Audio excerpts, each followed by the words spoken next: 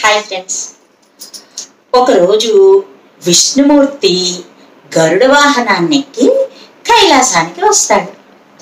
విష్ణు లోపలికి వెళ్ళాడు, గరుడు బయట నుంచున్నాడు.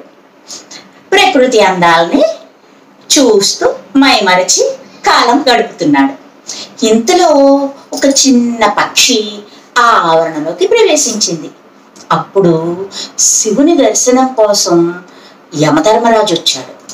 ఆయన పక్షి వైపు ఇలా చూస్తూ లోపలికి వెళ్ళాడు. ఇది గమనించిన గరుడు బహుశా యముడు ఈ పక్షి ప్రాణాలు తీస్తాడేమో అనుకుని ఎంతో దూరంగా ఉన్న ఒక సరస్సు దగ్గరికి ఆ పక్షిని జాగ్రత్తగా తీసుకెళ్లి వదిలిపెట్టి మళ్ళీ కైలాసానికి చేరుకున్నాడు. యముడు బయటకు రాగానే గరుత్మంతుడు, ఒక చిన్న పక్షిని మీరు లోపలికి వెళ్ళేటప్పుడు చూస్తూ వెళ్ళారు కదా, ఎందుకు అని ప్రశ్నించాడు. దానికి యముడు, ఆ పక్షి ఆయుస్సు ఇక్కడికి చాలా దూరంలో ఉన్న ఒక సరస్సు దగ్గర ఒక కొండ చిలువ దాన్ని మింగేయడంతో పూర్తవుతుంది, ముగిసిపోతుంది.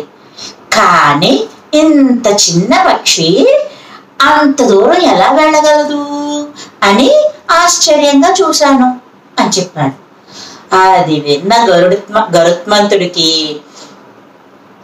తను చేసిన తప్పేంటో అర్థమైంది. కానీ అలా జరగాల్సింది అంతే. మృత్యువు బారి నుండి ఎవ్వరూ తప్పించుకోలేరు అని తెలుసుకున్నాడు గరుత్మంతుడు. సర్వే జన సుఖినో భవంతు. మరో మంచి కథతో మళ్ళీ మేము ముందుకు వస్తాను. Bye friends.